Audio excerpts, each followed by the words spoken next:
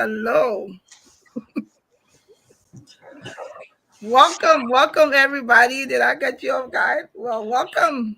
We're here. We're gonna do something quickly, and then we're gonna go back into time to welcome two phenomenal guests, important people. I am so excited today. I don't even know what to do with myself. Just really excited. But first, we want to say, of course, welcome to GBC Women with Words. We're here today. Today has been a busy day. We had a show earlier with Michael Padmo, worked very hard today. Uh, I'm here. My name is Glendy Jane Juniors, and I'm here with my co-host. Michael Padmo. So you already introduced me. I work hard every day. We worked very hard today, but we're so excited today. Today is our Mother's Day show. On Thursday, if you are here, please invite somebody. Please share the podcast. If you are here on Thursday, the month of May, we have captioned it as Mother's Month. We're going to be looking at relationships. We're going to be honoring mothers. And so what better way to do it the day before Mother's Day than to have a mother and son here, two important Liberian grassroots here today. We're excited for our guests, of course. We will introduce our guests after this music. We want to go back into time when the song that always reminds us about this legend, this icon. We're going to put our guest picture up, the two guests, and we'll play this song. And the next time you come on, you're going to get to meet our guests.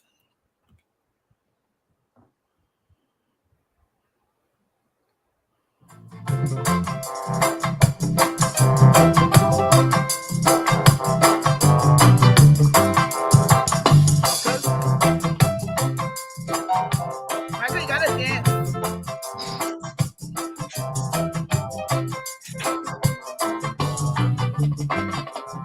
You wanna dance someone in the chair? Cocolioco, yes. Cocolioco, cocolioco, chicken that grow all day. Cocolioco, we have copyright. Cocolioco, chicken that grow all day. Hey, yeah. Hey, yeah. Hey, yeah. Chicken that grow all day. Hey, yeah. Oh, hey, yeah. Chicken that grow all day. When he said, make love to me. Oh, make love to me. Mama, make love to me. So chicken that grow all day. And I said, I don't know the love. Oh, come on. I am in love, and the king they grow for day. Hey, yeah. Hey, yeah. Hey, yeah. Chicken they grow for day. When it's touching me, hey, yeah. Come on, touch me. Hey, yeah. Hey, yeah. Chicken they grow for day. The legend, Miatta Fahnbulleh will be on soon. Come on. Yes. Yeah. The icon, the legend, the one and only Miatta Fahnbulleh is coming on. Come alive. In the group birthday. Hey, yeah. Hey, yeah. I got my Maya dancing. Chicken neck roll. That whole song. Come on. Yeah. Come on, mama. Hey. All right. Hey, yeah. Chicken neck roll for day. Cocolioco. Cocolioco. Cocolioco. Chicken neck roll for day. Cocolioco. Cocolioco. Cocolioco. Chicken neck roll for day. Yes, yes, yes, yes, yes. Welcome, welcome everybody to Women with Words again. Oh my goodness, I'm excited, Michael. What does that song mean? Cocolioco? Yes. Don't call me. When Don't I'm call me. putting it Don't call me today. I'm begging you. And oh my man, let them hear that kind of say and tell you what that song now mean. go ahead, explain on phone, right? Okay. Explain So we're that gonna song. bring Gbanjah on right after, right?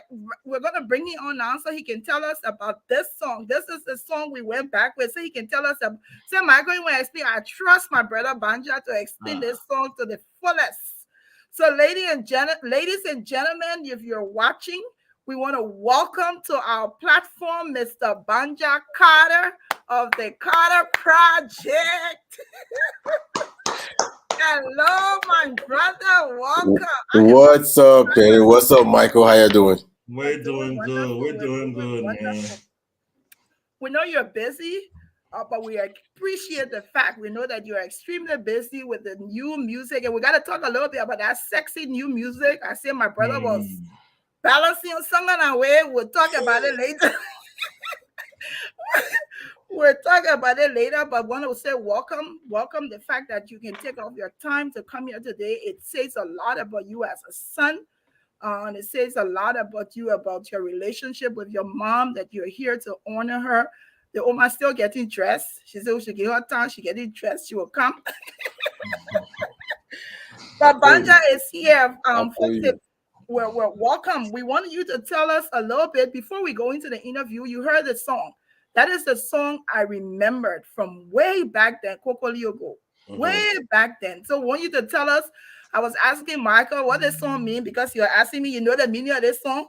So I ask you now, since we're on set, please tell us what does before Miatta formula come because I know she will explain this song to the fullest. So if you know she will experience someone, she can we trying to put me and Michael inside for. You know what I'm saying?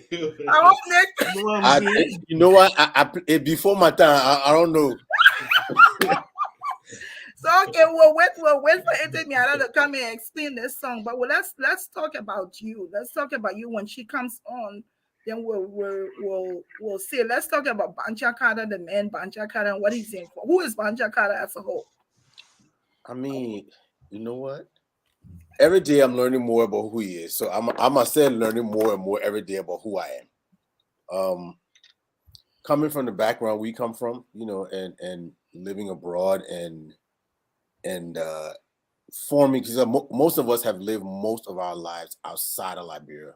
So we're all navigating who we are as, yeah, I'm a Liberian, but I'm a Liberian who grew up and lived outside of Liberia for so long in so many different cultures. So we're trying now to navigate who we are as Liberian in the context of how that relates to Liberia. It's easy for us to live as who we are outside of Liberia.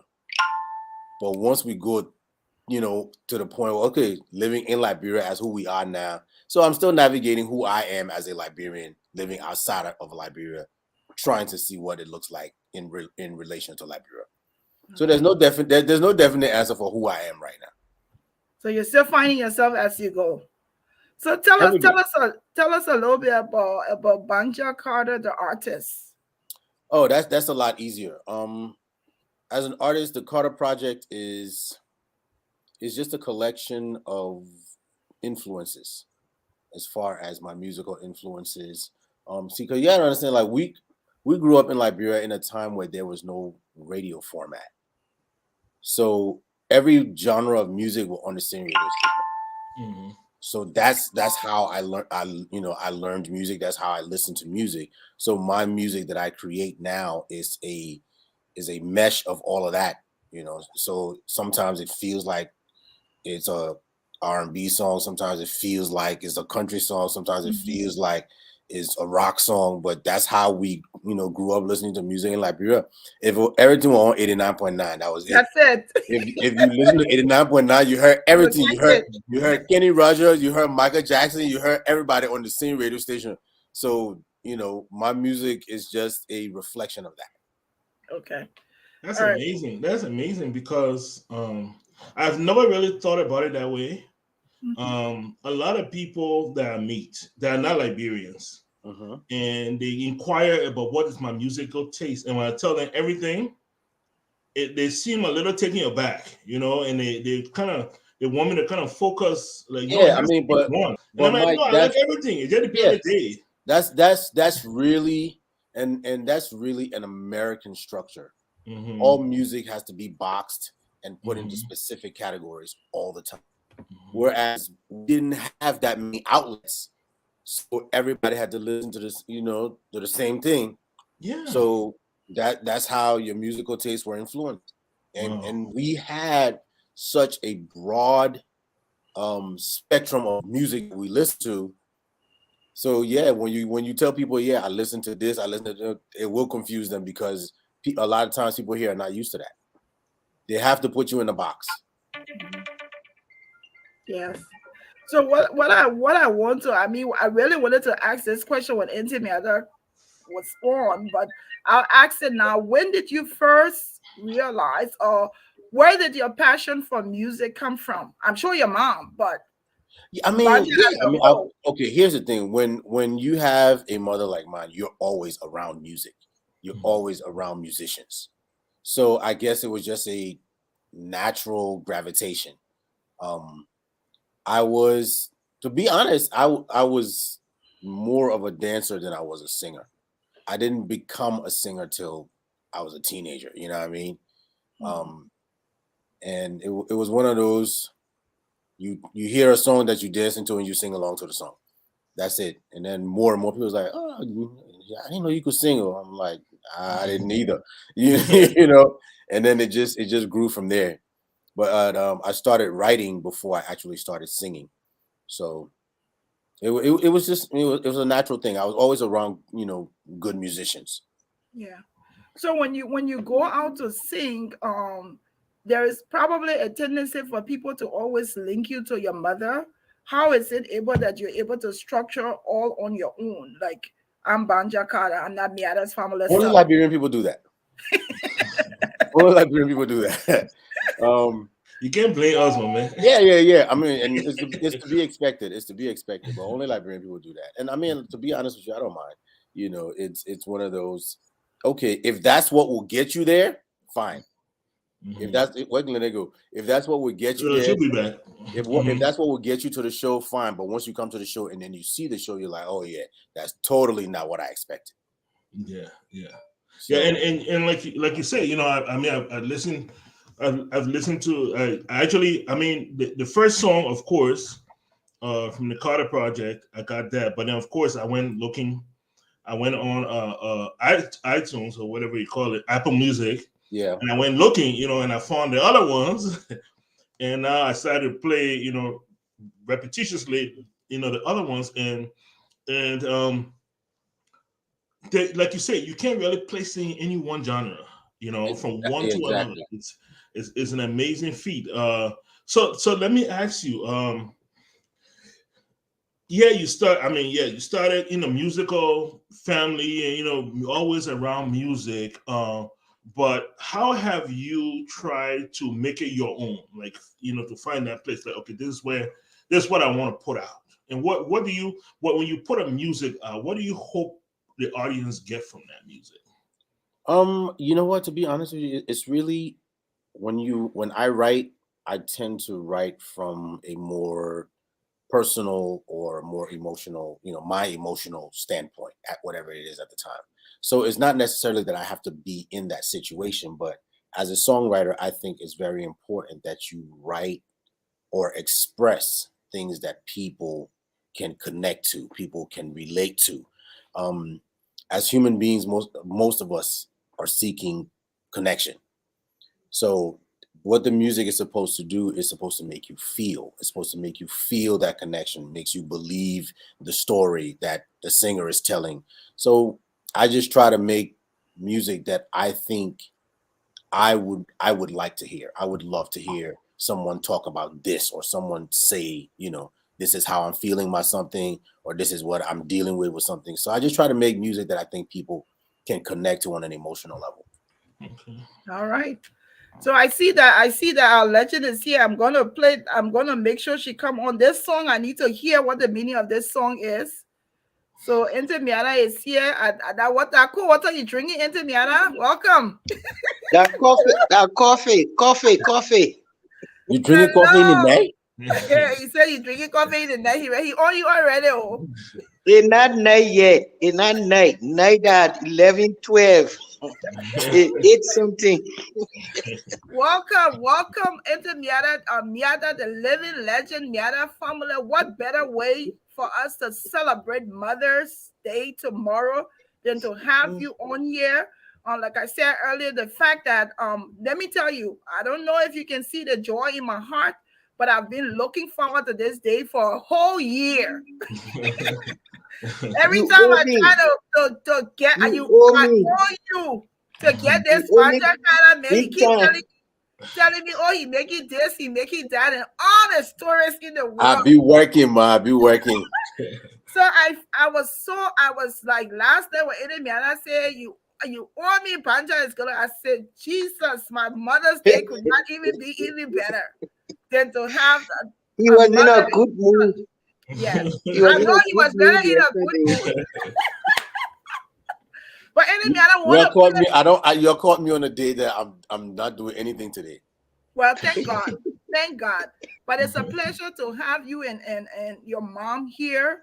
The fact that you could even take off the time to come, it says a lot about who you are as a son and how you cherish your mom and the relationship. Before we go into the topic, I want to get the meaning of this song. that Gbanjah has said this song was before his time, so he doesn't even know what it's about. And Michael said he doesn't know the song. So I want to just play a little bit of it so you can tell us the meaning of, because this is the song I remember. I mean, wait, this is my favorite piece. This is the song because I think Miatta fahnbulleh songs they're folk songs. They're also the words they resonate. So I grew up loving Pepper Bush. I grew up loving Miatta fahnbulleh. Me, I'm old. They're probably young. They said it before that time. It wasn't before my time.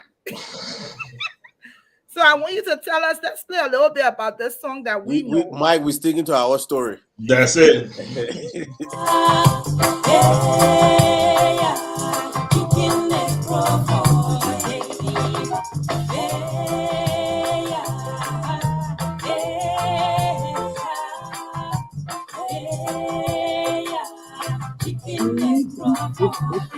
When he said, make love to me, oh, make love to me, pretty mama, make love to me, so chicken neck crocodile. And I said, Ataya me love, oh, Ataya me love, Ataya me love, and chicken neck crocodile. So there we have it, Miatta. Tell us this Cocolio go that has been going on for years. What is it about? Okay. You wake up in the morning in Africa, especially our area, from about 4:30 in the morning, you hear Cocorioko. The cock wakes us up. Okay. Literally. Are you listening? I'm listening to Miatta. I'm listening. Okay.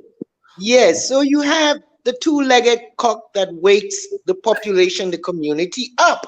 Yes. At night.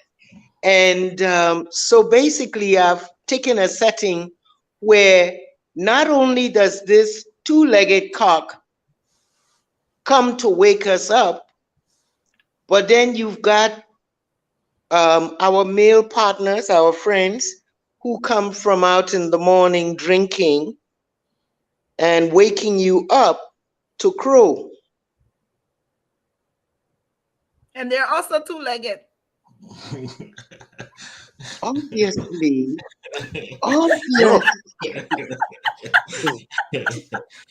No.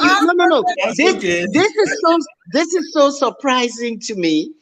And my son Fred Bass was the first person who brought it to my attention about 2-3 months ago that it's only now, this is a 1977-78 song.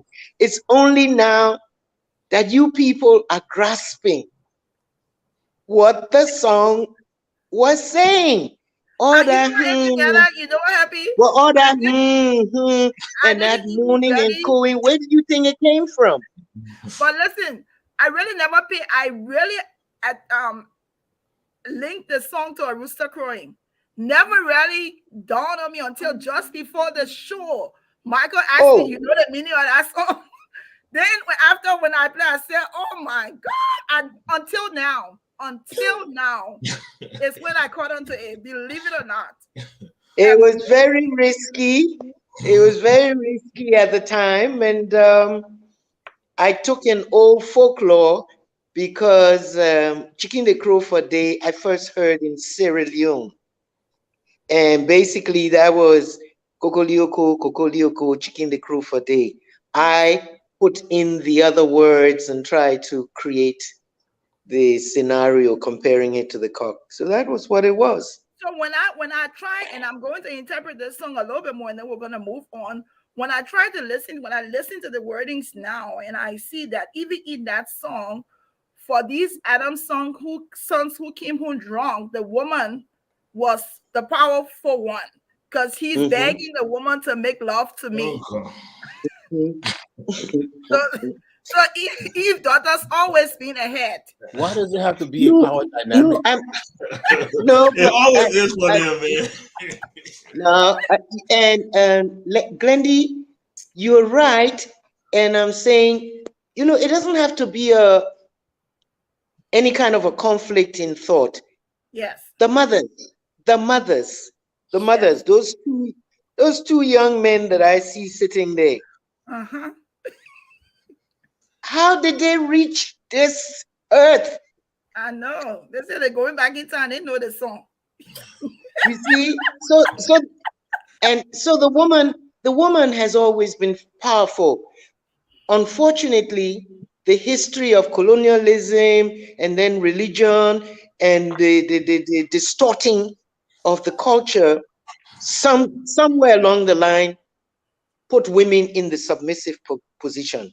Because if you really followed our history, our culture, if women were at the bottom, you never would have heard about women like Queen Amina, Queen Azinga, Nanaya Santiwa, very strong women from the 15th, the 16th century or even earlier.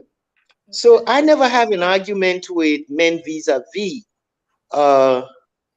because I know my history. That is why they say, if you know where you're coming from, then you'll know where you're going. Yes. So if you do not know from where you come, then you will allow people to put you in that subservient position. Okay. The mothers, the women are the custodians of the future. Simple. Simple. No argument there. So it's a matter. Gbanjah, what you say, bro? Now that you're here, we asked Gbanjah to tell us to introduce himself, and he said he's still finding his way. What I want us to give Gbanjah an opportunity for us listening and watching, I want to give him an opportunity to introduce your mother to us. Tell Oh, us about. Lord. I mean, yeah. Introduce her in what sense? Who we know her? Whatever she means, I know we know her. We know who she is to you. Introduce her. How do you see her? Just tell us. We know her. We don't know her. Say we don't know Miatta family. Tell us about Miatta family, Gbanjah. Okay, one. Yes, she's my mother, but she's my friend. She's my homie. You know, call me every day. I call her. You know, sometimes I think she'll be calling me for yeah, but we'll leave that one. We don't necessarily. You know what? I'll tell you something. We have never really been the celebrate Mother's Day kind of mother and child, because with her thing was, oh, that's it for your American people. They didn't talk to the manhole yet. Then I won't get and it. So when you grow up here, nothing over all the time that you do, and then we talk almost every day. So it's really, you know what I mean, these holidays are not really eventful as far as we're concerned, because the relationship is already there. You don't need to take that one day to go say, okay, no, I carry my mom to Applebee's today, and I will not see her again for another year, and then we'll do it too. And they live 20 minutes down the street. Mm-hmm. Yes, true. You know, so that. But as with most parents, you got to be patient with it. Mm-hmm. So you patient with her, because the older they get, the more crabby they get. Oh, but I hear him. You talking the truth. You know, our patient had been shot this time. You gotta be patient with him, because when they're talking, sometimes they think, you know, they stay talking to you when you were 6 years old. So when she talking to that, they be laughing. I say, hey, yeah, Chris in the car, all kind of fun. They say, yeah, when your mom, papa, ugly that you appear to them. The wonderful thing is, all of you have children, and where you are now, right where all of us are now, your children are also thinking what you are thinking about us. Yes. So I don't feel bad at all. You're gonna experience it as well. But you know what? I will be honest. It's like when I would say maybe like 10 years ago or so, I literally had to think to myself, if our parents are where we are, they were winging it, because I was a young parent, but I'm sure at some point in time my children were looking at me like I had it all figured out. And they just knew I knew what I was doing. Now know you're trying finding your way every day. And then I was thinking about, I said, but we not, if that our parent it was, but then it was red. were really blind to the fact that people had no idea what they were doing. Why you think? Why you think our vocabulary just went stop fast? Go stay in the corner. Yeah, they didn't know. They didn't know. But as you get older and you try to put it together, and this is when for me, like, it's like a lot of understanding came into play, and then also a lot of forgiveness comes into play, because you get to the point where you're like, our parents really didn't know all the things we thought they knew. Mm-hmm. And they were trying to figure it out and go and say, so I used to be fast with these people in there for nonsense. Because when you think about, hey, if that a thing I was vet for then the thing I'll be vet for today would be completely different. Mm-hmm. All right. Yes. Yes. So now when I look at my children, they talking, I say, yeah, the way you're stupid. I know. So into Miatta, I'm gonna put this picture of somebody very important, comparing them from back then to now. What would you say as a mother about this young person? That boy fun, man. What? Look at that baby. Fun, man. That's a fun baby there. Fun, baby. Folks who's watching, I'm telling you, take a snap of this picture when Gbanjah gave you a hard time. This is his picture, placard everywhere. It's already on Facebook. You got a placard already on Facebook. He is so handsome. It's already there. But when I look at this picture, I connected the picture with the country western song that you have, what Dusty Roll with the overalls. Miatta, tell us about your son. Tell us about your son from a baby to now. Tell her, in synopsis, how has he grown? What does he mean to you? He was never a baby after 6 months. Yeah, he was never a baby. That photograph actually was taken in New York, in Brooklyn. Gbanjah at 1 year old. He went to spend the weekend with his uncle Sam Wahab and their family. And they took that picture. And when he came back, that was the souvenir I had.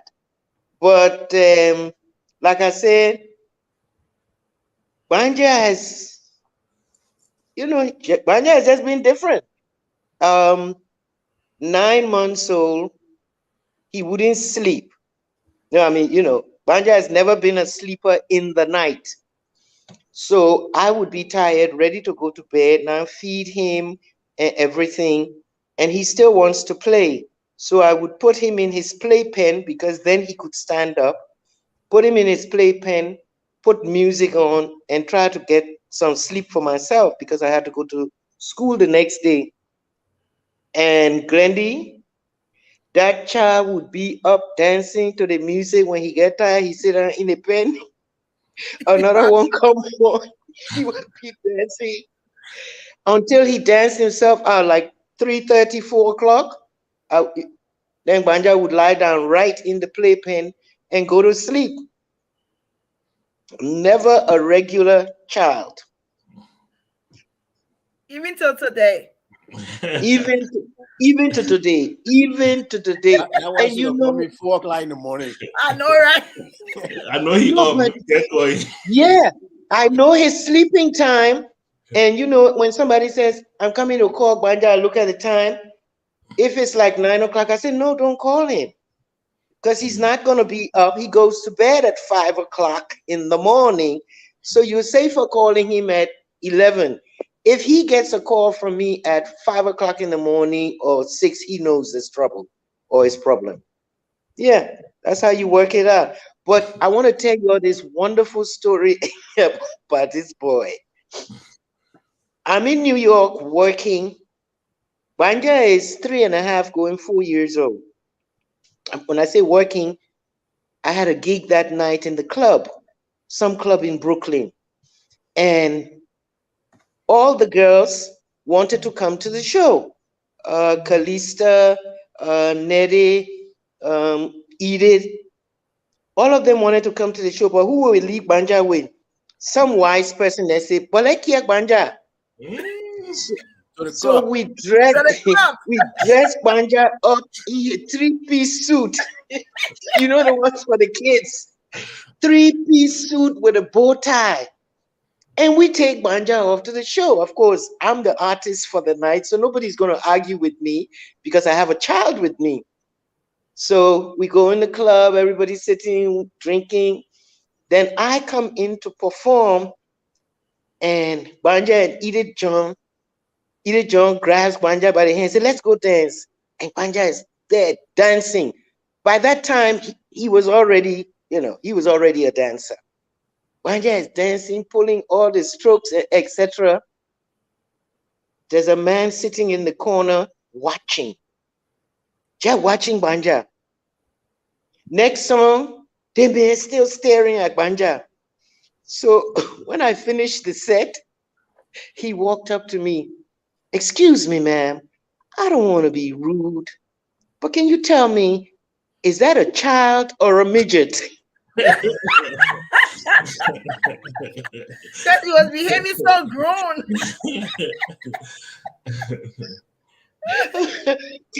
That was Gbanjah. That was Gbanjah. Yes, That's one of yes. the best stories. So when you're an artist, and of course we heard about the dancing, and Banja also told us about the fact that he probably is a better dancer. I thought he was a better dancer than a singer. When you realized that your son was becoming an artist like you, what did that mean to you as a mom? She Oh, said no. She I said felt no. bad. She said You no. felt I bad. felt really bad Why? because I knew he was just going to suffer and be broke if he was doing if he was doing serious music. If he was doing serious music, and if he was just a sponge, if he was just a sponge to take everything, because the music business is what it is, business. We are Yes. artists. So if you want to make it in the business, suck it all up and take it in and do what they tell you to do. But if And you that's are and that's not gonna happen. Yes. exactly, so I knew my poor child was in for his own frustration, etc. But the satisfaction of knowing that he's doing something that he loves, and that's what we're here. That's what we're on earth. If you're going to spend 70, 80 years on earth doing somebody else's work and you don't enjoy it, what a life. Mm. Yeah. Yeah. Michael? Awesome. I try to relate that to you, Miatta, because you talk about trying to balance school and a son, and then doing gigs. So how did when your parents knew that, okay, you wanted to be a singer? How did they relate that to you? When you decided this is what I want to do in my life, to sing and entertain. It wasn't even, think about it, it wasn't even down to my parents. It was down to my society and my community. Mm. What my grandpa would say, grandma was cool. Grandma was cool. I could do anything with her. But what your father would say, and the society was like, all that money her pa spent on her education and her singing she want. Do you understand?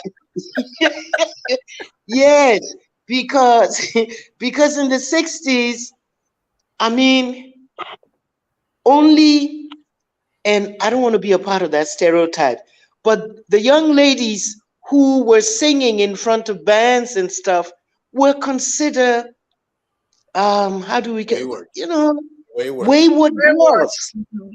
Yes, look at her. She there with, and hey, the band was all boys, so I guess they just thought, yeah, what girl would stand up with 7 or 8 men? So there was a pressure on you.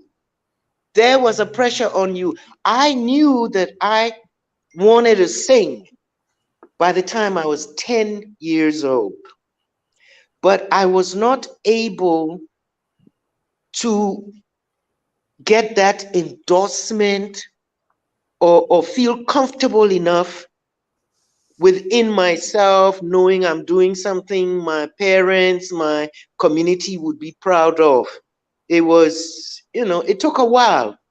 It took a while. And that's what it always appears to people, that I was just stubborn or a nonconformist. I didn't get the approval right away. If you're 7, 8 years old and singing in kindergarten, everybody clap. But when you say you take in the microphone at 16 years old to sing, "My baby whispers in my ear," they say, "What kind of thing is it?" What I want to do that, what I think you want her to do. But not much has changed, though. That's the sad thing about it. Even It's in true. our society today, not much has changed, because last time I was in Liberia, I ran into one of my incidents. Please, let's leave Liberia out of this question. And went to that is another one. No, but we gotta put it, we gotta connect the dots. Go ahead. I was with Elma Shaw, who is an author. So I'm the singer. That's right. She's an author. We're eating together with us, and our auntie there looking at it. This children this time your Sunday Ezo. Who knows they're singing and writing our job? And I'm looking at this woman like, but you're educated. You know what I mean? You are educated abroad. So you would think that the mentality would change, but no, she did not see music or being an author as a job. If it's not in an office where you go 9 to 5, you don't got a job. Yeah. Well, my late friend and colleague Hugh Masekela said he's had a hit record. He's won a Grammy Award in America, and he's playing, etc. He goes back to South Africa, and his grandmother is there, and he's telling her, "Oh, grandma, I've done this, and he's telling her all these wonderful things. When he finished, he said, "Yeah, but what is your real job?" Because as if to say anybody can sing. So what is it? Yes. Yeah. But I don't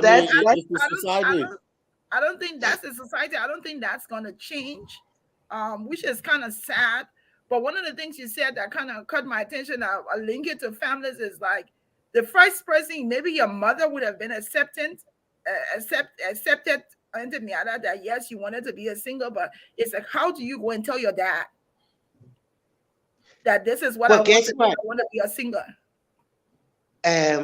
For me, I don't know about Gbanjah, but for me, I would get a quicker endorsement. In fact, I got the main endorsement from my grandfather, who was in his 70s at the time. And then when I did my first album, the EMI Miatta album, and I sent it to my father, I got a good response for him. It was like, "Okay, yeah, you've done it, not bad." But I did not get that from my mom. I find out that women in the Liberian society are harder on their girls. Yeah. They are much harder on their girls than they are. And to tell you the truth, she's dead and gone, but she will have to come and tell me, at what stage did I meet her acceptance as a singer? I really would like to know that. Because, apart from the money business, I don't know if she ever, elevated herself to the place my grandpa and my father. No, Ma was a teacher. Yeah. She was an educator, you see. So I guess that was part of it, looking and wishing I would do something serious. So let me ask a question here. So I asked you into Miatta. So Gbanjah, let me throw it to you. You have kids now, and you're looking at them right now. Do you see it right? Do you see the link? Nope. Wow. Nope. They have no interest in it whatsoever. They have my children are scholars. They have no interest in music in any way, shape, or form. Wow. But sweetheart, you are a scholar too. Yeah, I get Uh-huh. it. Like my You son just is stuck with, interested in yeah, you tech, just stuck with your you know. music. No, but when you said your children are scholar, you're falling into the same pit, That's true. like the general population, Like you to can't think be a that scholar all and we do music. do, And that was one of the yeah, things, Michael. That was one of the things, Michael, that I had to deal with. But you're so clever. yeah. Why are you doing music? You're so Yeah, you said smart. I'm for clever people. Yeah, right. So just even But thinking about I saying think that. I think the thing was music. You got today. Maybe you gotta stand it to sing. So you just sing. But that's the thing about it, though, Glenn. It's more than just standing up to sing. Yeah, Exactly, yeah, There's a whole exactly. business behind it.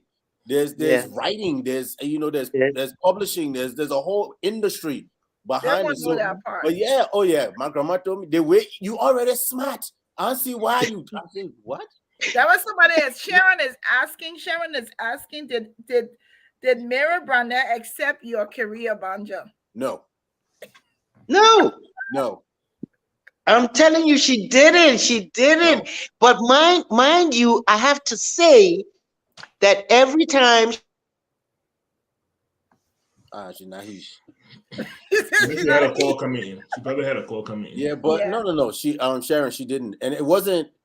I mean, like once outside of that, Glendon, my grandmother spoiled me rotten. Right? She was strict. She was a disciplinarian, but spoiled me, and all this stuff. But when it came to this is what I'm doing as a career, oh no, not at all. Wow. Wow. How open? I mean, right now I know you were saying no. None of my kids have even shown interest in this. I really wonder how open would you be? I mean, and this is not from the You know what? stereotypical point. I understand what you're saying. It's from the Look, struggle, the where I struggling part. am now, and the things I've learned now, and being a parent, I don't care what they do as long as they're happy. Yes. As long as they're happy. Like my mama said, me and my children are taught to my tell everything that tell me everything. They didn't grow up like that, But for me, it's really that's how I look at it. It's like if they're happy doing what they're doing, it doesn't matter. We the world or society as we know it has put such a value on productivity in people that everybody feels like they have to outproduce the other person now to be seen as validated or to be seen as worthy. Whereas as long as you're happy doing what you're doing, as long as you're happy doing what you're doing, I'm okay. I told somebody at one time and they got married. I said, if I have millions of dollars, my children don't have to do anything. And why you would say that? People need to earn a living. I said, why? The reason why I'm doing it is so they don't have to do it. Yeah. So if you have $50 million, why is your child waking up at 7 o'clock every morning to go to work? True. Why? Just to see what you have. I said if that means giving it to them just so they can do what they love to do, then that's fine. And they didn't understand it, because we grew up in such a you have to prove that you're worthy to be here society. You know what I mean? If you're not earning this, then you have no worth. And I think, that's unfair. Okay. Because everybody is not going to be that. Mm-hmm. And with us and with society, we have one way of doing everything. True. Everybody has to be educated the same way. Everybody has to be taught the same way. And if you don't learn the same way this person learns, you stupid, you dull, you slow, and like I said, unlearning a lot of the things that we were taught and relearning who we are now as adults and as parents.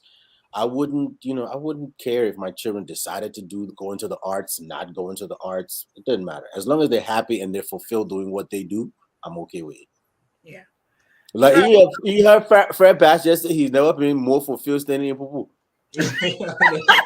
I listened to that and I connected with that. Yes. If that's where you find your fulfillment and you're happy, do that. Do it. Do that, but we come from a society where you got to be lawyer, doctor, engineer, or teacher. Yeah, and then you can't focus on what people want you to be either. But see, here's the thing though. A lot of people are still living for their parents Yes. or their grandparents.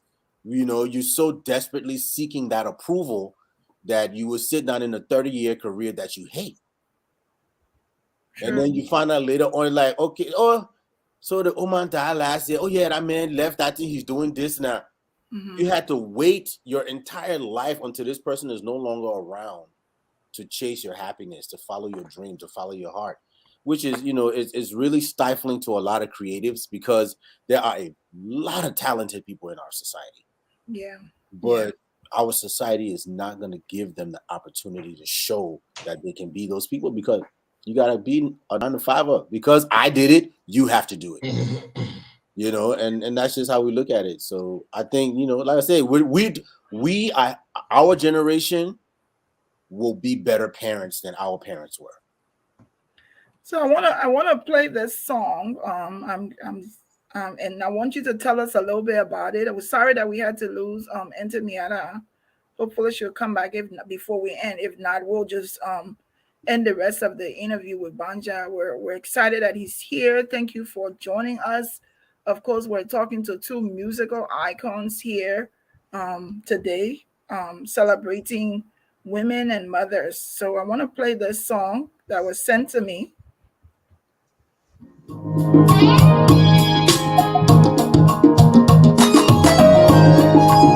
Some folks say wherever they lay their hat is their home. Others say home is where the heart is. Masakela says home is where the music is. But I say home is where my navel string is buried. Oh, there's a place where my childhood memories linger. There's a place where I never felt endangered. Oh, well, this place is my home. We were one, and your family was my family. I tell you, I have a drive with all of Miatta family song, every single one of them. Every single one of them, and now I have a drive also with Gbanjah Kala song. So tell us about that song. There's a place called home. Going home is a song I recorded just maybe 25 years ago. You know what I mean? I recorded Going Home when I was young. I was, it was just really one of those. It was kind of like a reminder to myself because I'm born in America. I live most of my life here more than I did in Liberia. So every once in a while, you got to, remind yourself, okay, yeah, well, all this stuff going on around me, this is still who I am. This is still where I come from. This is still, and those things that you pick up from there still guide you as to who you are. And then you have to navigate the things you keep, the things you throw away. So Going Home was kind of like a song to myself, just, hey, these are all the things that made it good. These are all the things that I remember that, that I cherish about it. And then when my mother heard it, she was like, yo, I really like that song. I want to record it. Go ahead, knock yourself out. Yeah, do it, record it. She recorded it. And that's the version that you have there. So I had recorded it maybe 10 years before she recorded it. And Amazing song. that's what it was. It was one of those, like, okay, people say, or a lot of kids especially, oh, my parents are African, but I'm not. Mm-hmm. So that song, I think, came from one of those discussions. Somebody was like, where you from? And I said, Liberia. They'd be like, yeah, but you're born in America, so you're not. Mm-hmm. And I was like, no, still am. Yes. I can't have my mom Liberian, my pa Liberian, they tell me I'm not Liberian. I know, right? I know. Yeah. You understand what I'm saying? Yes. So, and even, with a lot of Liberians, that's also a thing. Some Liberians feel more Liberian than others, or whatever. And I'm like, no, that's not the case. You know what I'm saying? So that song was just one of those, it's a reminder to self, hey man, Liberia was this. Growing up in Liberia was this. So, I should be going home. You know what I mean? And that is more of a mentality than a location. Yes. That's more of a mentality than an actual place. So I will tell you, you've become a favorite of the Women with Words crew.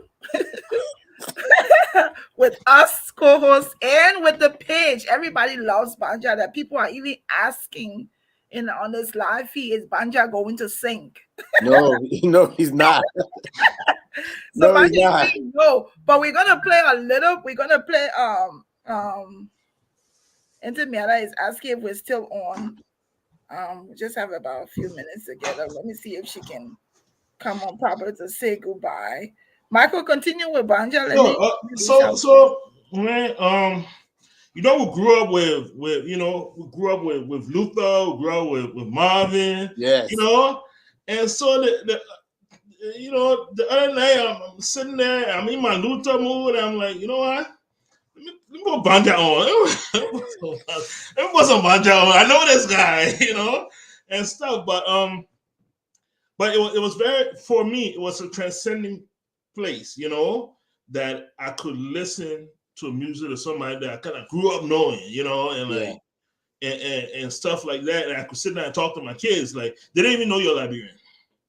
They're like, what the music you listening to? I said, this is this and this is that. And well, Mike, like I say, man, I keep trying to explain to people. I was like, you have to understand, there's more than one facet of Liberian. You know what I mean? Yeah. We're not all the same. We're not a monolith. It's like there's Liberian musicians who, and this goes back to society, to us as a culture.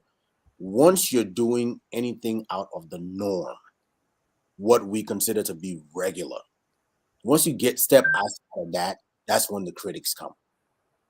You know what I mean? It's like, oh yeah, but I mean, like, I actually, but I mean, and I Liberian artist. Yeah. If I'm Liberian and I'm an artist, I'm a Liberian artist. Yes, you are. The product coming from me does not determine that. You see what I'm saying? So it's just really one of those.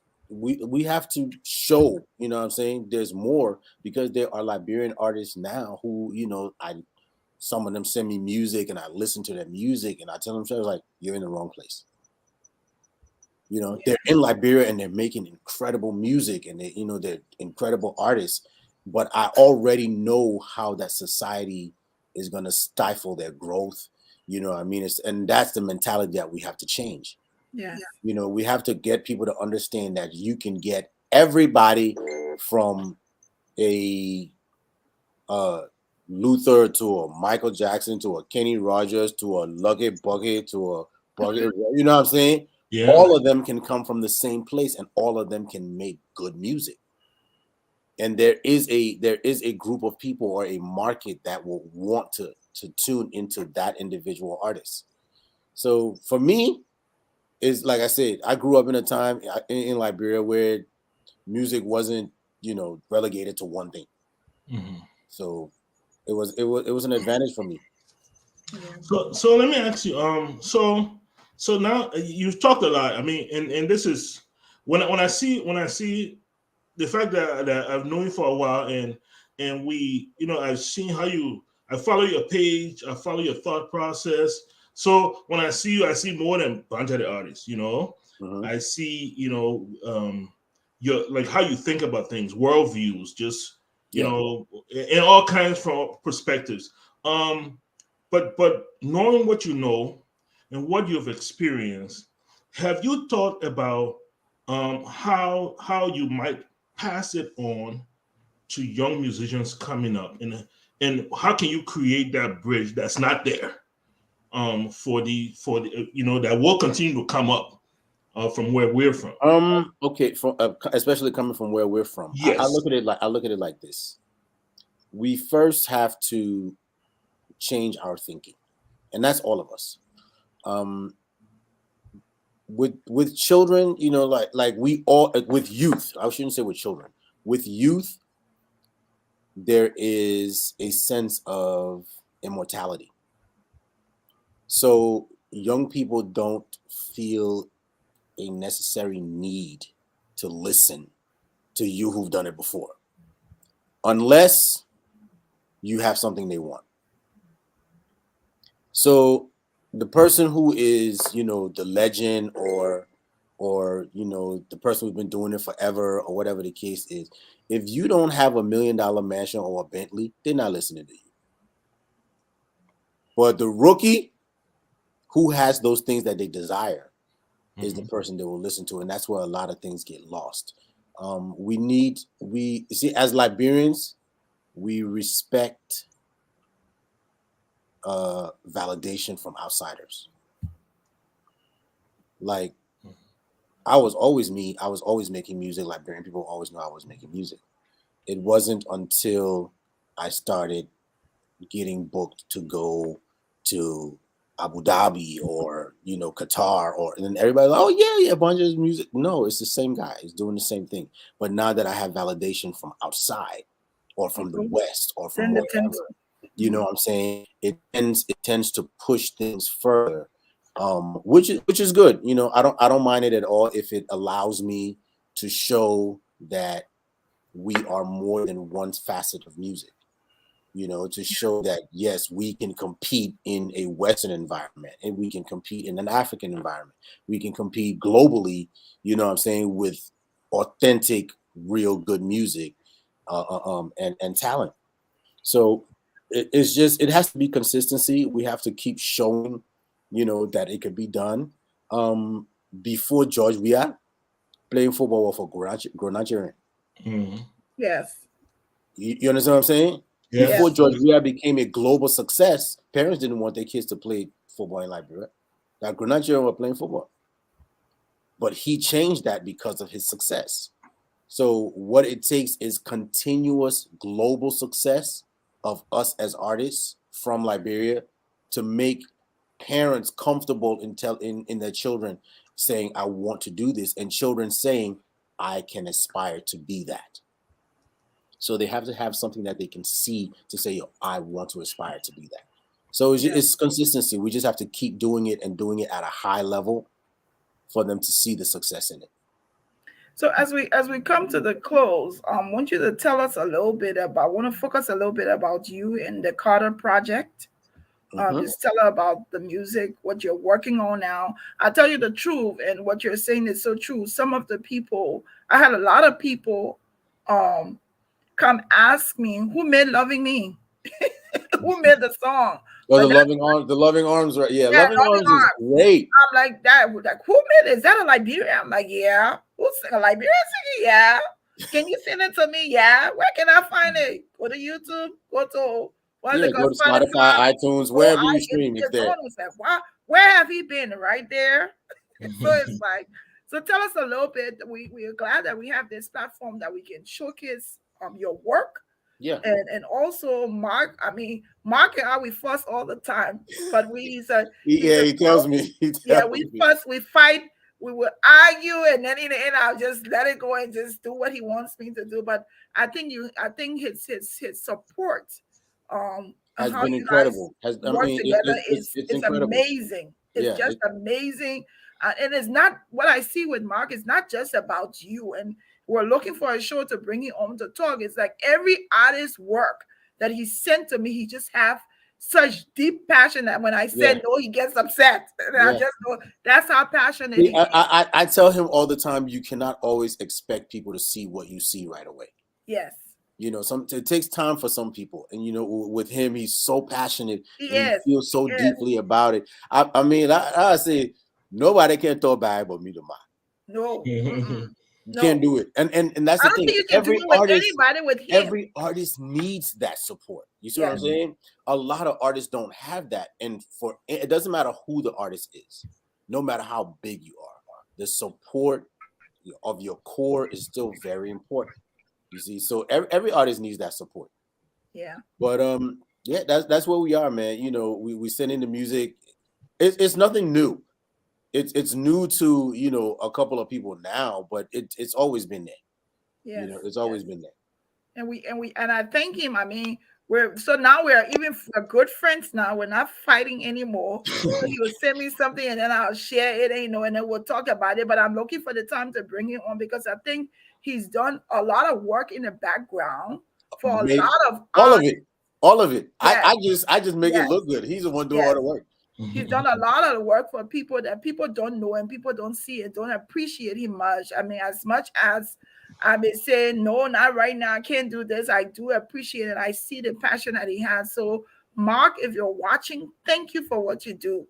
Thank you so much. Now that we have Miatta, just before we close, I want to play this song that everyone has fallen in love with from Gbanjah. This is my favorite song so far. Until I Miatta, did you see the other song with the love scenes? With the woman on the wall and laying on the bed? Oh my. Gbanjah's latest song. You saw it?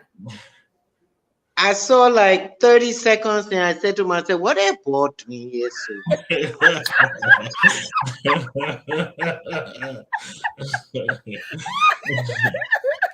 So we'll keep that one for the future interview. But I saw you know how much my Jew rate now go up for that video. There you go. There you go. That's it true. That's it true. Text the way I saw the Jew later, somebody sent it to me. Yeah. Somebody sent it to me and said, oh, Pacha, do you see what lost on you? But I wanted to play this song. I think everybody, this is, for me, I think this is a song. Of course, you've been there, you've been working. But I think this song really reintroduced you to, and it could be just me, but I think I found it that way. So I want to play a little bit about it into Miatta, and I want you to talk about, I love the song and I want to see what you say.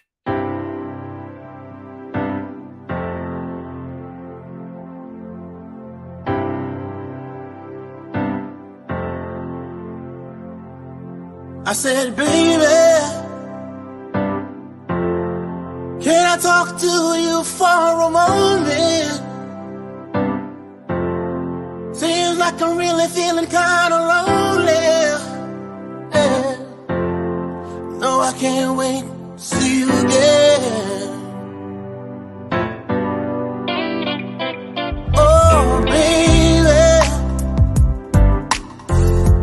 tired of looking back on all the mistakes.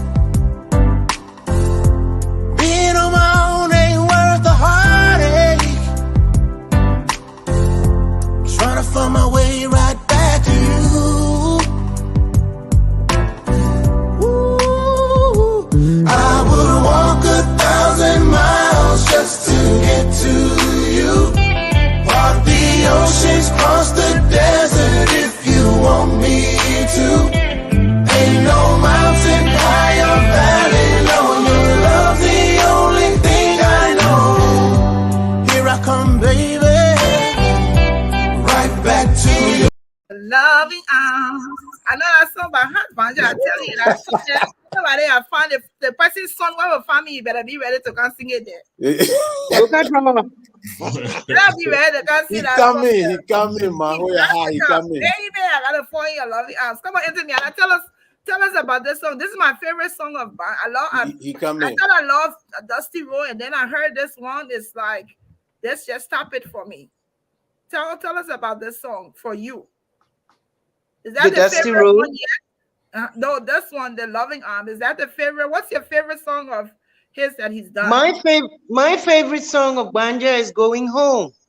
Yeah, I played that earlier when you were off. I played it when you were home in the dark. Oh. No, but Loving Arms, it's beautiful. What you want me to say? It's beautiful. It is. It's a lovely song. It's a lovely song. It's for how to say, upscale audience. Yes. Yeah, upscale, exposed audience. You're not gonna go play it in Tiwa district and think that people are gonna be jumping over it.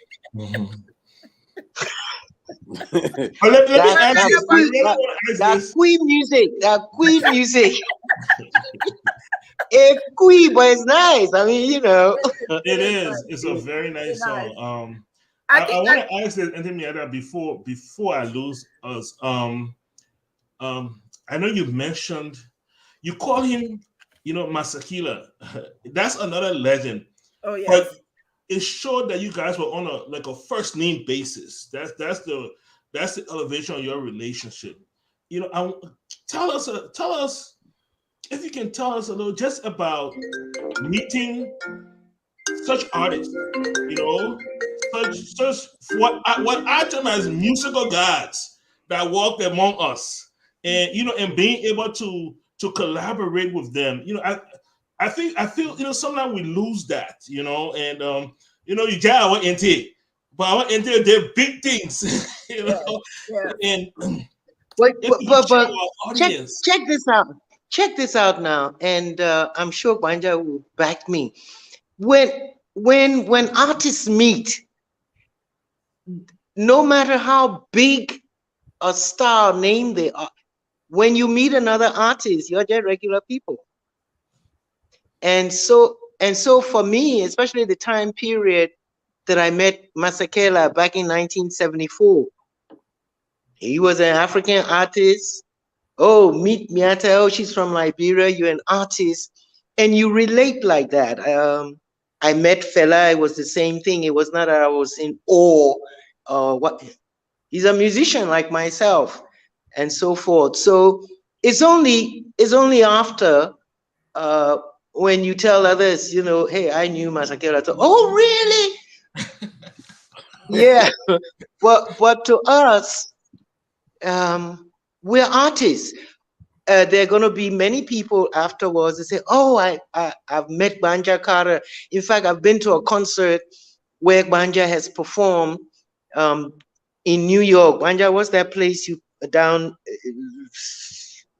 Big club for African music. And afterwards, SOB. SOB. Yeah, And SOB. I'm sitting there.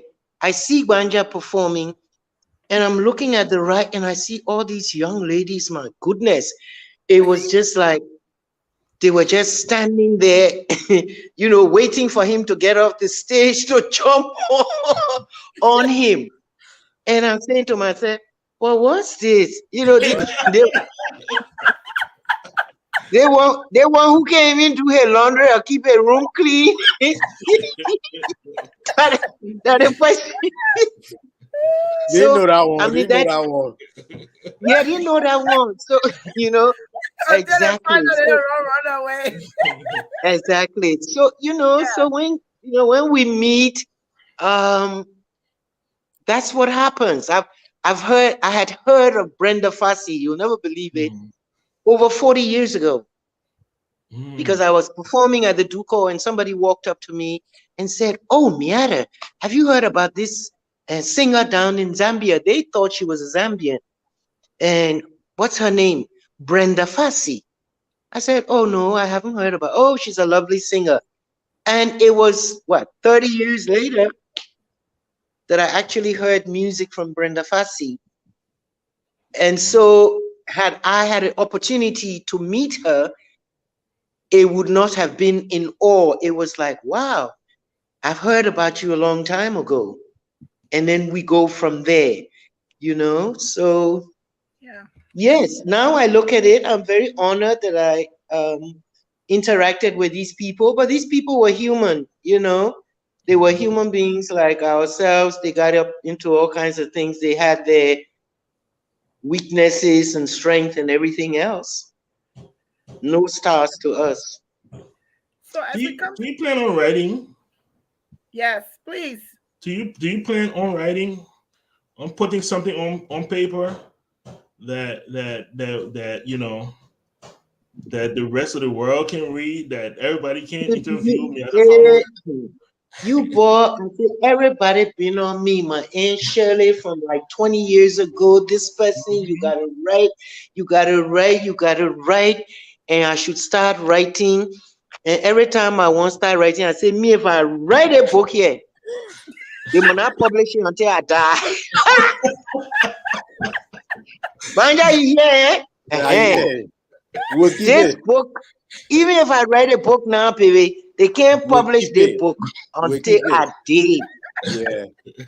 Because they will surely come after me to kill me. Yeah. I'm writing it. Okay, okay. Excited. We'll So look into that. as we come to a close, Miatta, of course, we honor you, we love you, we thank you, you and Gbanjah, for Yeah, taking thank up the you. time today for us to have this family discussion. Is long overdue. I can check my box now. I've talked to two of the most important Liberian celebrities in the world. I'm excited about it. But then I heard about a few weeks ago somebody called me, somebody text me, and then they called me. I want to ask Gbanjah how he heard that. So they text me. I got like 5 or 6 different of the videos, and then somebody said, "You're into me. I'm causing the people."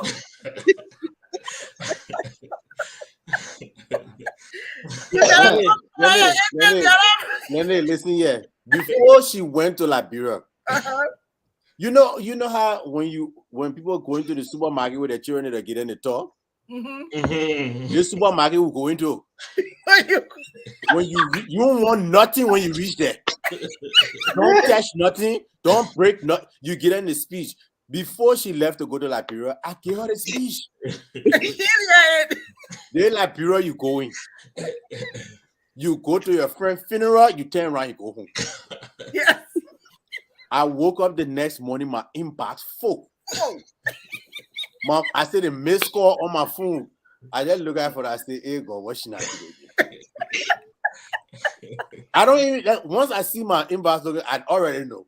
I said I was what at she work not and they doing? I got like 5 texts, and then somebody called and said, you don't see it in Miatta video, you're in there beating the people. Yeah, I was just To be honest, then I actually I feel bad for her, really, because I keep saying to her, I say, you would think at this point in time she would know better. You know what I mean?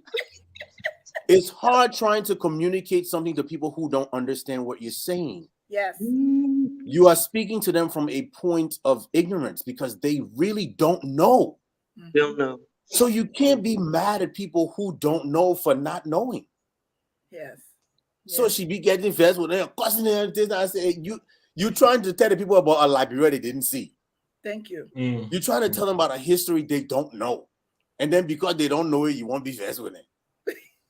Of course, the people don't know who Emma Sawyer is. How will they know? I know. Who told them? Who told them? Who was there to teach them? The children in Liberia today do not know what happened in 1980. Yes. No one teaches it in school. So you are talking about an entire generation now that's growing up now that Glenda would be getting vexed with and cussing them too, talking about how do you not know that? You can't fault them for not knowing. It's true. Now, here's the bad part about the whole thing. They don't want to know. True. But you make a point, though. That's the saddest thing about it. Okay, I can agree that y'all don't know. But the Liberian people today don't want to know. They have no interest in knowing. They're caught up in living in the moment. Yes. That's it. And that is the struggle of being in Liberia today. They're caught up in living in the moment. So all that her plenty should be talking, making noise about all the education, the system, the country, they did it, that my small thing. All right, you are talking my small thing. I know. The people have been reduced to basic sustenance. That's it. We're only thinking about the moment. I understand you feel a certain way about all the things you're talking about. My small thing. Everybody in Liberia are journalists now. Not the problem. Yeah. Everybody asking questions. Everybody that got microphone or phone in their phone is a journalist. How are you a journalist? Where's the accreditation that made you a journalist? Yeah. So anybody can kind of ask anybody a question and then go put it online or put it in print it in a paper or whatever. And say, I said before I could even get home after the funeral, they had already put the venting out. I said, but the children, you say, But anyway, my attitude. You ask me a question, I'm going to answer. I really am going to answer. I've reached the stage in my life, Glendy and all of you. 74 is a big deal. I had friends who died at 20-something, 30-something, etc. I've been blessed to be here at 74. So I have been given that privilege, that badge of honor to say it like it is. And I'm sorry if I offend people. I really am sorry. I'm not a diplomat. I don't want to be a diplomat anymore. Yeah, I won't be diplomatic. You know, my brother say, "Oh, you calling the people names? Don't call names. You can still say what you want to say." No, I won't call a name. Time to name and shame people. What kind of thing is this? I You know. can't shame people who have no shame. Yep. True. True. That's the thing I don't like about it, boy. He just cut the argument short with one of the Yeah. little quick wise You sayings. know, you must still try, yeah. Still try to see them, even though they Well, get yeah, shame. but you're trying to shame people who ain't got shame. Still do it, yeah. But anyway, That's why you've reached this far, because you yes, don't hold anything in you. you Let don't it want out. anything back. Let it out. Let it Yes. out into me. Don't And hold they it look in for you. it. What you were posting out there, she I said, me, I'm not even calling her, but they are going back to I'm not even going near her with they are going back to like, bro. The people, I said, they were like, said, okay, my family, I said, oh, you join now. You know, people, people really. I said all of them, Glenny, were calling me from America, Liberia. Okay, sit down small. Don't ask for Gbanjah. He was elated. He has never liked me going back to my country and so forth. And he was just so happy when he heard and this and that. I do not care. I will go back to my country. But thank you all so much. Thank you, Thank Miatta. I you. want to wish you. I We hope enjoyed that it. we want your legacy to continue. Learn a lot from you. Every opportunity I get, I will squeeze. You know, you don't even know what pride it's like. I can really boast and bluff Facebook that I have all copyrights To play that music. to play the music. Yes. Yes. No blocking. So Mhm. it's important. We want to wish you a happy Mother's Day. Oh, Thank thank you God so that much. we got to know you, got to get acquainted with you, your family, of course, Gbanjah. We're here to promote Gbanjah. I don't know how he went and left me under that other love song, but we'll bring him on, especially to that love scene with that woman that are in that scene. We'll talk about it. Any closing comments from Later. any closing comments? You see what I be dealing with every day. Look at her. Look at her. No. And Glendy, Hey, clinic, your yeah. thank you for having this was nice. I mean, I enjoyed it. I lost my Wi-Fi there for about 10 minutes. I don't know what happened. And Gbanjah can tell you I don't know nothing about a machine. So I was just going backward and forward. Glad to have come back. Thank you for having. And Gbanjah, thank you for doing this because thank you for doing it because Glendy, I'll tell you, children of artists don't really like to be around their parents. Alabe. Yeah, he lied. Oh. Anyway, so you've given me a lovely Mother's Day by agreeing for us to come and share our lives together, and I'm sure we will be willing to do it in the future. And Right, baby? Yes, he will be willing. We'll bring it right by with that love story. That love I story. lost it. We gotta talk here. We're talking. We gotta tell that story there. That story that got everybody in that impasse. I know it got some new people that knocking that door. We'll put it outside. So to all of the children, not just Gbanjah, I'm sure there are other children connected to Miatta. To all of you, we said thank you for having such a very important woman in our life. Miatta family. Michael, anything from you? No, just thank you, Gbanjah, for sharing your mom with us. You know, with Liberia, we appreciate it. We honor her. You know, it's a privilege. It's a privilege that you know that I can check this off. Yes. Off my box, and yes, and I definitely look forward to more things from the Carter Project. Yes.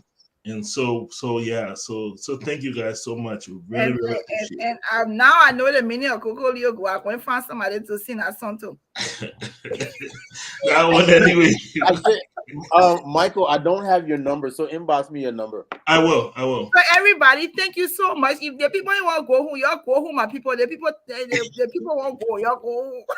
But anyway, thank you guys for hanging out. This has been a very wonderful evening. We will always remember this. It's And beautiful. Course, it's beautiful. yes, of It's course. beautiful. Thank you, Gbanjah, and to Miatta. Of course, you know I always in your inbox. Soon as you send me so I ready to put copyright on it. I don't want own it. My agent gave it to me. Yeah, nothing. Nothing touching it. You can tell my sugar, but I'm empty. I'm empty. So of course, until next Thursday, folks. Thank you for joining and thanks for coming to watch and honor Auntie Miatta.